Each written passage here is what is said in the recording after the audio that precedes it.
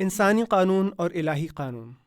دسمبر 1933 کی ابتدا میں امریکہ کے قانون تحریم خمر یعنی پروہیبیشن لاء کی تنسیخ کا باقاعدہ اعلان ہو گیا، اور تقریباً 14 برس کے بعد نئی دنیا کے باشندوں نے پھر خشکی سے تری کی حدود میں قدم رکھا۔ جمہوریہ امریکہ کی صدارت پر مسٹر روزویلٹ کا فائز ہونا خشکی پر تری کی فتح کا اعلان تھا۔ اس کے بعد پہلے تو اپریل 1933 میں ایک قانون کے ذریعے سے 2-3% الکحل کی شراب کو جائز کیا گیا۔ پھر چند مہینے نہ گزرے تھے کہ دستور جمہوریہ امریکہ کی 18ویں ترمیم ہی منسوخ کر دی گئی، جس کی روح سے ریاست متحدہ کی حدود میں شراب کی خرید و فروخت، درآمد و برآمد اور ساخت و پرداخت حرام قرار دی گئی تھی۔ قانون کے ذریعے سے اخلاق و معاشرت کی اصلاح کا یہ سب سے بڑا تجربہ تھا، جس کی مثال دنیا کی تاریخ میں نہیں ملتی۔ 18ویں ترمیم سے پہلے کئی سال تک اینٹی سیلون لیگ، رسائل و جرائد، خطابات، تصاویر، میجک لینٹرن، سینما اور بہت سے دوسرے طریقوں سے شراب کی مضرتیں اہل امریکہ کے ذہن نشین کرانے کی کوشش کرتی رہی، اور اس تبلیغ میں اس نے پانی کی طرح روپیہ بہایا۔ اندازہ کیا گیا ہے کہ تحریک کی ابتدا سے لے کر 1925 تک نشر و اشاعت پر $6.5 کروڑ صرف ہوئے، اور شراب کے خلاف جس قدر لٹریچر شائع کیا گیا وہ تقریباً 9 ارب صفحات پر مشتمل تھا۔ اس کے علاوہ قانون تحریم کی تنفیذ کے مصارف کا جس قدر بار گزشتہ 14 سال میں امریکی قوم کو برداشت کرنا پڑا ہے، اس کی مجموعی مقدار 45 کروڑ پاؤنڈ بتائی جاتی ہے۔ ممالک متحدہ امریکہ کے محکمہ عدل نے جنوری 1920 سے اکتوبر 1933 تک کے جو اعداد و شمار شائع کیے ہیں، ان سے معلوم ہوتا ہے کہ اس قانون کی تنفیذ کے سلسلے میں 200 آدمی مارے گئے، 5,34,335 قید کیے گئے اور 1,60,00,000 پاؤنڈ کے جرمانے عائد کیے گئے۔ 40,40,00,000 پاؤنڈ کی مالیت کی املاک ضبط کی گئیں۔ جان و مال کے یہ ہولناک نقصانات صرف اس لیے برداشت کیے گئے کہ 20ویں صدی کی اس مہذب ترین قوم کو، جس کا آفتاب علم نصف النہار پر پہنچا ہوا ہے، الخبائث کی بے شمار روحانی، اخلاقی، جسمانی اور مالی مضرتوں سے آگاہ کیا جائے۔ لیکن تحریم سے پہلے کئی سال کی مسلسل کوششیں، جن میں حکومت کی طاقت بھی شریک تھی، امریکی قوم کے عزم میں خاری کے آگے ناکام ہو گئیں، اور تاریخ عالم کا بڑا اصلاحی جہاد آخر کار بے سود ثابت ہوا۔ تحریم خمر کی یہ ناکامی اور قانون تحریم کی یہ تنسیخ کچھ اس وجہ سے نہیں ہے کہ شراب کی وہ مضرتیں جن کو دور کرنے کے لیے پروپیگنڈا اور قانون کی طاقت استعمال کی گئی تھی، اب منفعتوں سے بدل گئی ہیں، یا کسی نئے علمی اکتشاف نے ان خیالات کو غلط ثابت کر دیا ہے جو پہلے قائم کیے گئے تھے۔ برعکس اس کے، آج پہلے سے بھی زیادہ وسیع و کثیر تجربات کی بنا پر یہ حقیقت تسلیم کی جاتی ہے کہ قحبہ گری، زنا، عمل قوم لوط، چوری، قمار بازی، قتل و خون اور ایسے ہی دوسرے اخلاقی مفاسد اس الخبائث کے قریب ترین رشتہ دار ہیں، اور مغربی قوم کے اخلاق، صحت، معیشت اور معاشرت کی تباہی میں اس کا بڑا حصہ ہے۔ لیکن اس کے باوجود جس چیز نے آج حکومت امریکہ کو اپنا قانون واپس لینے اور حرام کو حلال کر دینے پر مجبور کر دیا ہے، وہ صرف یہ ہے کہ امت امریکیہ کی عظیم اکثریت کسی طرح شراب چھوڑنے پر راضی نہ ہوئی، اور وہی پبلک جس کے ووٹ نے اب سے 14 برس پہلے یہ چیز حرام کی تھی، اب اس کو حلال کرنے پر اصرار کرنے لگی۔ جہاں تک ہم کو معلوم ہے، میخواری کے نقصانات سے کسی بڑے سے بڑے حامی شراب نے بھی کبھی انکار نہیں کیا، اور نہ کبھی مخالفین تحریم نے شراب کے محاسن کی کوئی ایسی فہرست پیش کی جو ان قبائح کے مقابلے میں کچھ بھی وزن رکھتی ہو۔ جس وقت امریکی کانگریس میں رائے عام کی تائید سے دستور کی 18ویں ترمیم پیش ہوئی تھی، اس وقت خشکی اور تری کے درمیان ہر طرح کا موازنہ کر لیا گیا تھا، اور انہی تمام مضرتوں اور خرابیوں کا لحاظ کرتے ہوئے کانگریس نے وہ ترمیم منظور کی تھی۔ 46 ریاستوں نے اس ترمیم کی توثیق کی تھی، اور ہاؤس آف ریپریزنٹیٹیوز اور سینٹ نے اس ترمیم کے مطابق قانون تحریم پاس کیا تھا۔ یہ سب کچھ امریکی قوم کی مرضی سے ہوا، اور جب تک تحریم کا معاملہ کاغذ اور زبان تک رہا، قوم خوشی خوشی اس کی تائید کرتی رہی۔ مگر جوں ہی کہ یہ تحریم عالم معاملہ میں آئی، تمام امت امریکیہ کا رنگ بدل گیا۔ الخبائث کے ہجر میں پہلی رات بسر کرتے ہی دنیا کی سب سے زیادہ متمدن، ذی علم، ذی ہوش، حقائق پسند اور ترقی یافتہ قوم دیوانی ہو گئی، اور اس نے جوش جنون میں وہ حرکتیں شروع کر دیں جن سے شبہ ہوتا تھا کہ یہ قوم مشرقی شاعری کے خیالی عاشقوں کی طرح فی الواقع اپنا سر پھوڑ ڈالے گی۔ اجازت یافتہ شراب خانوں کے بند ہوتے ہی تمام ملک میں لکھوں کھا خفیہ شراب خانے قائم ہو گئے، جن میں قانون کی گرفت سے بچ کر شراب پینے پلانے، بیچنے اور خریدنے کے عجیب طریقے اختیار کیے جاتے تھے۔ کسی شخص کا اپنے کسی دوست یا عزیز کو کسی خفیہ شراب خانے اور اس کے مقررہ اشارے یعنی پاس ورڈ کا پتہ بتا دینا ایک خاص مہربانی کا فعل سمجھا جاتا تھا۔ پہلے تو حکومت لائسنس یافتہ شراب خانوں کی تعداد، ان کی شرابوں کی نوعیت اور ان میں آنے جانے والوں کے حالات کی نگرانی کر سکتی تھی، مگر اب یہ بدکاری کے اڈے اس کی نگرانی کی حدود سے آزاد تھے۔ ان کی تعداد قبل تحریم کے اجازت یافتہ شراب خانوں سے کئی گنا زیادہ ہو گئی۔ ان میں ہر قسم کی بدترین شرابیں فروخت ہونے لگیں جو صحت کے لیے غایت درجے مضر تھیں۔ ان میں کم سن لڑکوں اور لڑکیوں کی آمد و رفت بہت بڑھ گئی، جس کے ہولناک نتائج سے ریاست ہائے متحدہ کے اہل فکر میں عام اضطراب برپا ہو گیا۔ شراب کی قیمت پہلے سے کئی گنی زیادہ ہو گئی۔ مے فروشی کا پیشہ ایک بڑا پرمنفعت پیشہ بن گیا اور ہزاروں لاکھوں آدمی یہی کاروبار کرنے لگے۔ خفیہ مے خانوں کے علاوہ بکثرت پھیری لگانے والے مے فروش یعنی بوٹ لیگرز پیدا ہو گئے، جو گویا چلتے پھرتے مے خانے تھے۔ یہ لوگ مدرسوں، دفتروں، ہوٹلوں، تفریح گاہوں، حتیٰ کہ لوگوں کے گھروں تک پہنچ کر شراب بیچنے اور نئے نئے گاہک پیدا کرنے لگے۔ کم سے کم اندازہ یہ ہے کہ زمانہ قبل تحریم کی بنسبت زمانہ بعد تحریم میں امریکہ کے مے فروشوں کی تعداد 10 گنی زیادہ ہو گئی۔ شہروں سے گزر کر دیہات تک میں یہ کاروبار پھیل گیا۔ گاؤں گاؤں شراب کشید کرنے کے خفیہ کارخانے قائم ہو گئے۔ تحریم سے پہلے امریکہ میں عرق کشی کے اجازت یافتہ کارخانوں کی تعداد کل 400 تھی۔ تحریم کے بعد 7 سال کے اندر 79,437 کارخانے دار پکڑے گئے، 93,831 بھٹیاں ضبط کی گئیں اور پھر بھی شراب فروشی کے کاروبار میں کوئی کمی واقع نہ ہوئی۔ محکمہ تحریم کے ایک سابق کمشنر کا بیان ہے کہ ہم کل کارخانوں اور بھٹیوں کا صرف 10واں حصہ ہی پکڑ سکے۔ اسی طرح شراب کی مقدار میں بھی غیر معمولی اضافہ ہوا۔ تخمینہ کیا گیا ہے کہ تحریم کے زمانے میں امریکہ کے باشندے ہر سال 20 کروڑ گیلن شراب پینے لگے تھے۔ یہ مقدار استعمال قبل تحریم کی مقدار سے بہت زیادہ تھی۔ جو شراب اس قدر کثیر مقدار میں استعمال کی جانے لگی تھی، وہ اپنی نوعیت کے اعتبار سے بھی حد درجہ خراب اور مضر صحت تھی۔ اطباء کا بیان ہے کہ اس چیز کو شراب کی بجائے زہر کہنا زیادہ صحیح ہے۔ اس کے حلق سے اترتے ہی معدے اور دماغ پر اس کے زہریلے اثرات مترتب ہونے شروع ہو جاتے ہیں اور 2 دن تک اعصاب اس سے متاثر رہتے ہیں۔ اس کے نشے میں انسان کسی خوش باشی اور خوش فعلی کے مطلب کا نہیں رہتا، بلکہ اس کی طبیعت شورش اور ہنگامہ آرائی اور ارتکاب جرم کی طرف مائل ہو جاتی ہے۔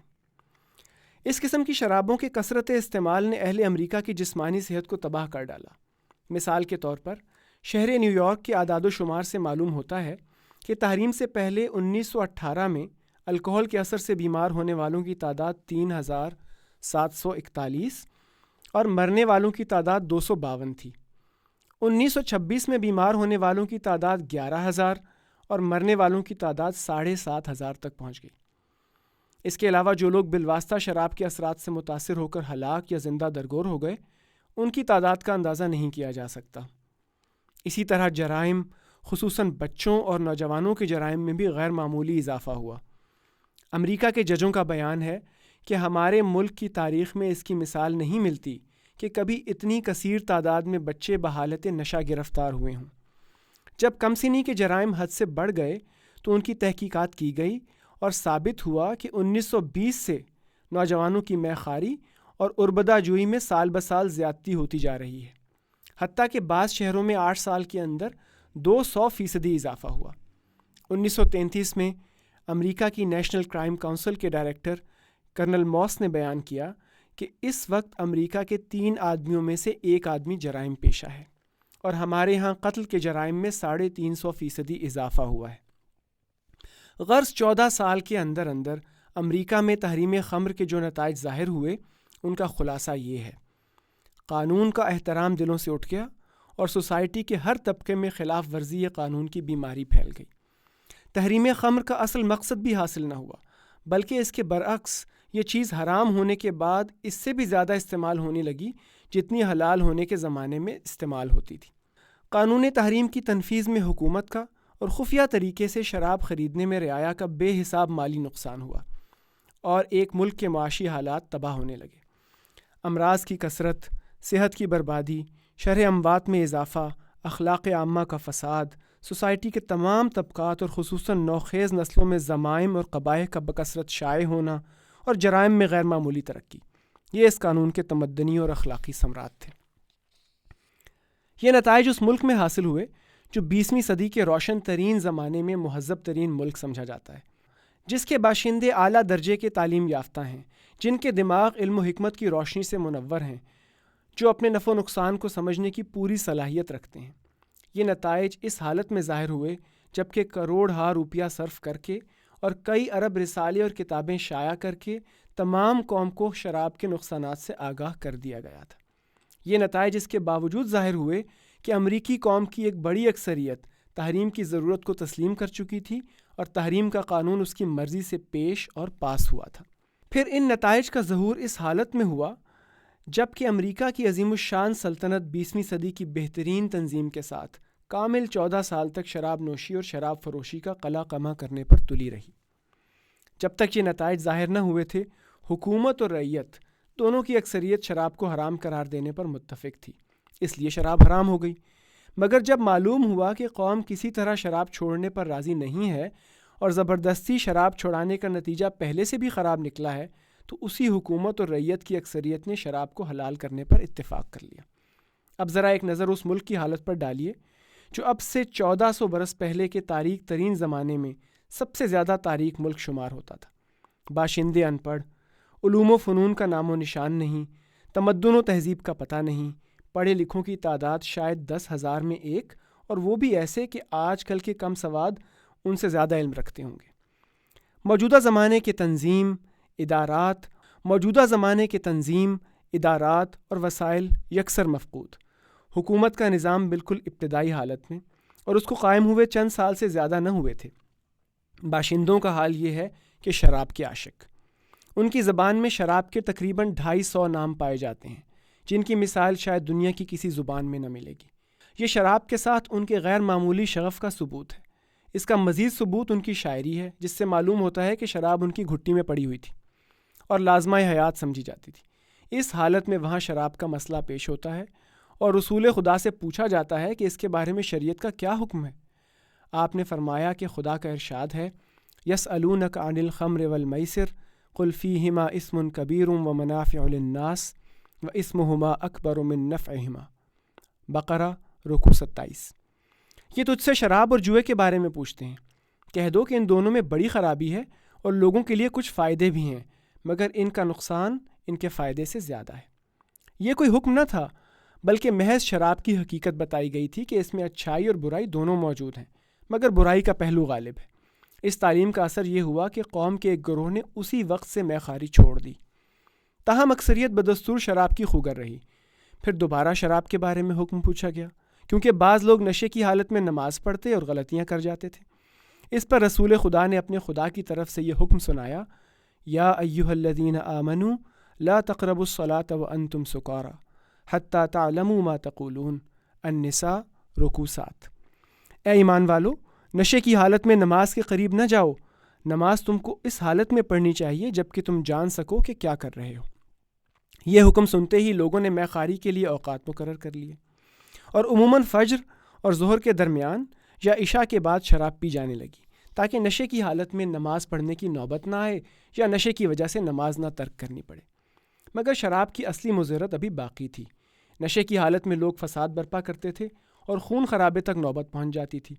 اس لیے پھر خواہش کی گئی کہ شراب کے بارے میں صاف اور قطعی حکم دیا جائے۔ اس پر ارشاد ہوا دوبارہ، مگر شراب کی اصلی مضرت ابھی باقی تھی۔ نشے کی حالت میں لوگ فساد برپا کرتے تھے اور خون خرابے تک نوبت پہنچ جاتی تھی۔ اس لیے پھر خواہش کی گئی کہ شراب کے بارے میں صاف اور قطعی حکم دیا جائے۔ اس پر ارشاد ہوا، یا ایھا الذین آمنوا انما الخمر والمیسر والانصاب والازلام رجس من عمل الشیطان فاجتنبوه لعلکم تفلحون۔ انما يريد الشیطان ان یوقع بینکم العداوۃ والبغضاء فی الخمر والمیسر ویصدکم عن ذکر اللہ وعن الصلاة فہل انتم منتہون وأطیعوا اللہ وأطیعوا الرسول واحذروا فإن تولیتم فاعلموا انما علی رسولنا البلاغ المبین۔ المائدہ رکوع 12۔ اے ایمان والو، شراب اور جوا اور بت اور پانسے یہ سب شیطان کے ساختہ و پرداختہ گندگیاں ہیں، لہٰذا تم ان سے پرہیز کرو، امید ہے کہ اس پرہیز سے تم کو فلاح نصیب ہوگی۔ شیطان تو یہ چاہتا ہے کہ شراب اور جوئے کے ذریعے سے تمہارے درمیان عداوت اور بغض ڈال دے اور تم کو خدا کی یاد اور نماز سے روک دے۔ کیا یہ معلوم ہو جانے کے بعد اب تم ان سے باز آؤ گے؟ اللہ کی اطاعت کرو، رسول کی بات مانو اور باز آ جاؤ۔ لیکن اگر تم نے سرتابی کی تو جان رکھو کہ ہمارے رسول کا کام صرف اتنا ہی ہے کہ صاف صاف حکم پہنچا دے۔ یہ حکم آنا تھا کہ وہی شراب کے رسیا اور دخت رز کے عاشق جو اس چیز کے نام پر جان دیتے تھے یکا یک اس سے نفور ہو گئے۔ تحریم شراب کی منادی سنتے ہی شراب کے مٹکے توڑ دیے گئے، مدینے کی گلیوں میں شراب کے نالے بہہ گئے۔ ایک محفل میں مے نوشی ہو رہی تھی اور 10-11 اصحاب شراب کے نشے میں چور تھے۔ اتنے میں رسول اللہ صلی اللہ علیہ وسلم کے منادی کی آواز کانوں میں پہنچی کہ شراب حرام کر دی گئی ہے۔ اسی نشے کی حالت میں حکم خدا کا یہ احترام کیا گیا کہ فوراً شراب کا دور روک دیا گیا اور مٹکے توڑ ڈالے گئے۔ ایک شخص کا واقعہ ہے کہ وہ شراب پی رہا تھا، منہ سے پیالہ لگا ہوا تھا، کسی نے آ کر تحریم خمر کی آیت پڑھی، فوراً پیالہ اس کے لبوں سے الگ ہو گیا اور پھر ایک قطرہ بھی حلق سے نیچے نہ اترا۔ اس کے بعد جس کسی نے شراب پی اس کو جوتوں، لکڑیوں، لات مکوں سے پیٹا گیا، پھر 40 کوڑوں کی سزا دی جانے لگی، پھر اس جرم کے لیے 80 کوڑوں کی سزا مقرر کر دی گئی۔ نتیجہ یہ ہوا کہ عرب سے مے خواری کا نام و نشان مٹ گیا۔ پھر اسلام جہاں پہنچا اس نے قوموں کو آپ سے آپ خشک پرہیزگار بنا دیا، حتیٰ کہ آج بھی جب کہ اسلام کا اثر بہت ضعیف ہو چکا ہے، دنیا میں کروڑوں انسان ایسے بستے ہیں جو کسی قانون تحریم اور کسی نظام تعزیری کے بغیر شراب سے بالکل مجتنب ہیں۔ مسلمان قوم میں اگر مردم شماری کر کے دیکھا جائے کہ مے خواروں کی تعداد کا فیصدی اوسط کیا ہے تو شاید یہ قوم اب بھی دنیا کے تمام قوموں سے زیادہ پرہیزگار پائی جائے گی۔ پھر اس قوم میں جو لوگ شراب پیتے بھی ہیں وہ بھی اس کو گناہ سمجھتے ہیں، دل میں اپنے فعل پر نادم ہوتے ہیں اور بسا اوقات خود بخود تائب ہو جاتے ہیں۔ عقل و حکمت کی مملکت میں آخری فیصلہ تجربے اور مشاہدے پر منحصر ہوتا ہے۔ یہ شہادت کبھی جھٹلائی نہیں جا سکتی۔ اب آپ کے سامنے ایک تجربہ امریکہ کا ہے اور دوسرا تجربہ اسلام کا، دونوں کا فرق بالکل ظاہر ہے۔ اب یہ آپ کا کام ہے کہ ان کا تقابل کر کے ان سے سبق حاصل کریں۔ امریکہ میں برسوں تک شراب کے خلاف تبلیغ کی گئی، کروڑوں روپیہ اس کی مضرتوں کے اعلان و اشتہار پر صرف کیا گیا۔ فن طب سے، اعداد و شمار کی شہادتوں سے، عقلی استدلالات سے اس کے جسمانی، اخلاقی، معاشی نقصانات اس طرح ثابت کیے گئے کہ ان سے انکار نہیں کیا جا سکتا تھا۔ تصویروں کے ذریعے سے شراب کی مضرتیں برأی العین مشاہدہ کرا دی گئیں اور پوری کوشش کی گئی کہ لوگ خود اس کی خرابیوں کے قائل ہو کر اس کو چھوڑ دینے پر آمادہ ہو جائیں۔ پھر قوم کی سب سے بڑی نمائندہ جماعت یعنی کانگریس نے اکثریت کے ساتھ اس کی تحریم کا فیصلہ کیا اور اس کے لیے قانون پاس کر دیا۔ پھر حکومت نے، اور اس حکومت نے جو اس وقت دنیا کی عظیم ترین طاقتوں میں سے ہے، اس کی خرید و فروخت، ساخت و پرداخت، درآمد و برآمد کو روکنے کے لیے اپنی ساری قوتیں صرف کر ڈالیں۔ مگر قوم، اور وہ قوم جو اس وقت تعلیم یافتہ اور روشن خیال قوموں کے صف اول میں ہے، اس کو چھوڑنے پر آمادہ نہ ہوئی۔ آخرکار 14-15 برس کی قلیل مدت ہی میں قانون مجبور ہو گیا کہ حرام کو پھر حلال کر دے۔ دوسری طرف اسلام میں شراب کے خلاف کوئی پروپیگنڈا نہیں کیا گیا، نشر و اشاعت پر ایک پیسہ بھی صرف نہ ہوا، کوئی اینٹی سیلون لیگ قائم نہیں کی گئی۔ اللہ کے رسول صلی اللہ علیہ وسلم نے بس اتنا کہا کہ اللہ نے تمہارے لیے شراب حرام کر دی ہے، اور جو ہی کہ یہ حکم اس زبان سے نکلا، تمام قوم، اور وہ قوم جو شراب کے عشق میں امریکہ سے بڑھ کر تھی مگر اصطلاحی علم و دانش میں ان سے کوئی نسبت نہ رکھتی تھی، شراب سے باز آ گئی۔ اللہ کے رسول صلی اللہ علیہ وسلم نے بس اتنا کہا کہ اللہ نے تمہارے لیے شراب حرام کر دی ہے، اور جو ہی کہ یہ حکم اس زبان سے نکلا، تمام قوم، اور وہ قوم جو شراب کے عشق میں امریکہ سے بڑھ کر تھی مگر اصطلاحی علم و دانش میں ان سے کوئی نسبت نہ رکھتی تھی، شراب سے باز آ گئی، اور ایسی باز آئی کہ جب تک وہ اسلام کے دائرے میں ہے اس کا خشکی سے تری کی جانب تجاوز کرنا ممکن نہیں ہے۔ خشکی کے حصار میں بند رہنے کے لیے وہ کسی حاکمانہ قوت، کسی احتساب اور کسی نظام تعزیری کی محتاج نہیں ہے۔ دوبارہ، خشکی کے حصار میں بند رہنے کے لیے وہ کسی حاکمانہ قوت، کسی احتساب اور کسی نظام تعزیری کی محتاج نہیں ہے۔ اگر کوئی قوت جابرہ موجود نہ ہو تب بھی اس سے باز رہے گی۔ پھر یہ تحریم ایسی تحریم نہیں ہے جس کو کسی طرح تحلیل میں بدلا جا سکتا ہو۔ اگر تمام عالم کے مسلمان بالاتفاق شراب کی تائید میں ووٹ دے دیں تب بھی یہ حرام کبھی حلال نہیں ہو سکتا۔ آپ اس عظیم الشان تفاوت کے اسباب پر غور کریں گے تو اس سے چند ایسی باتیں معلوم ہوں گی جو نہ صرف شراب کے معاملے میں بلکہ قانون اور اخلاق کے تمام مسائل میں اصول کلیہ کا حکم رکھتی ہیں۔ سب سے پہلی بات یہ ہے کہ انسانی معاملات کی تنظیم میں اسلام اور دنیاوی قوانین کے درمیان ایک بنیادی فرق ہے۔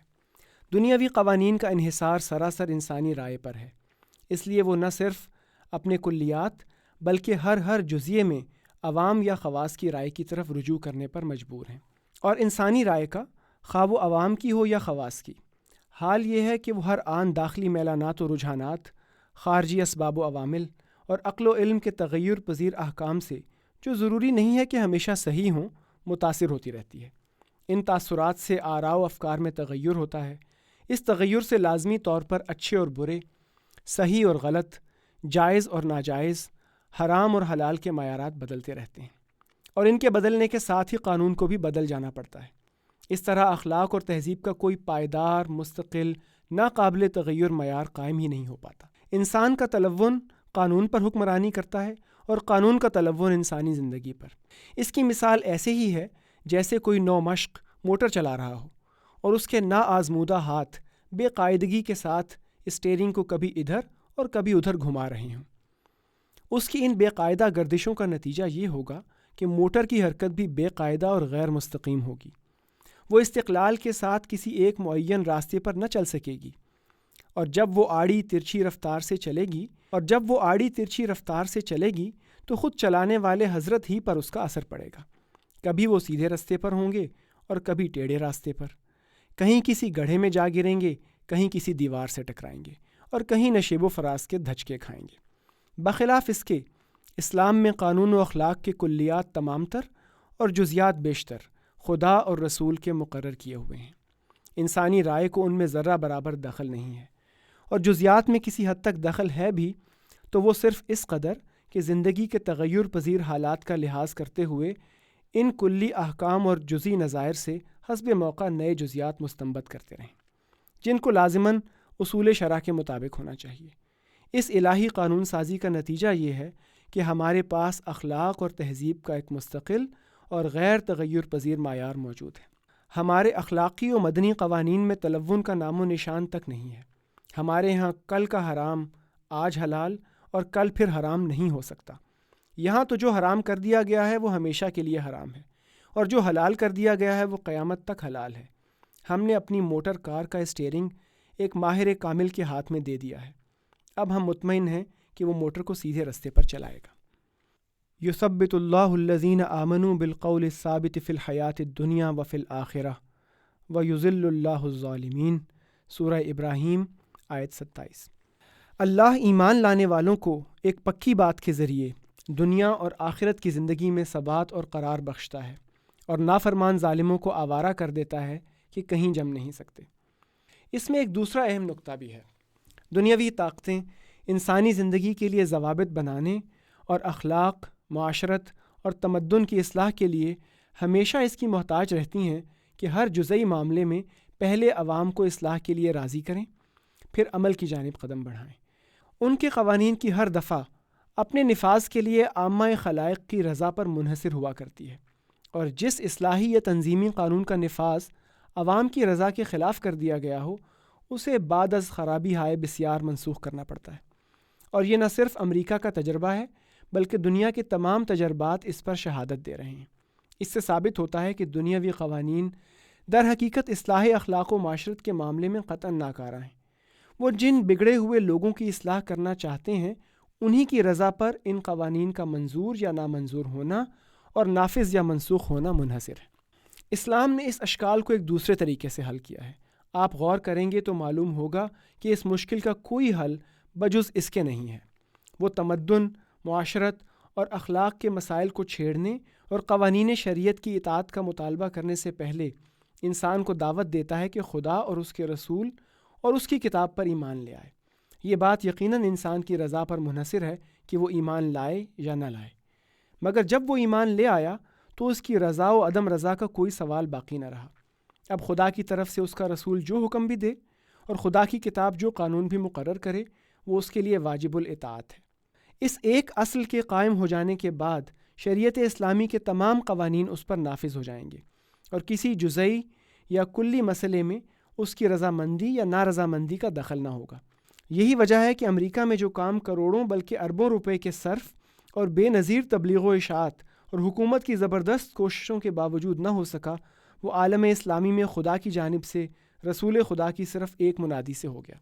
تیسری سبق آموز بات یہ ہے کہ کوئی انسانی جماعت خواہ کتنی ہی علوم و فنون کی روشنی سے بہرور ہو اور خواہ عقلی ترقیات کے آسمان ہی پر کیوں نہ پہنچ جائے، اگر وہ الہی قوانین کی تابع فرمان نہ ہو اور ایمان کی قوت نہ رکھتی ہو تو کبھی ہوائے نفس کے چنگل سے نہیں نکل سکتی۔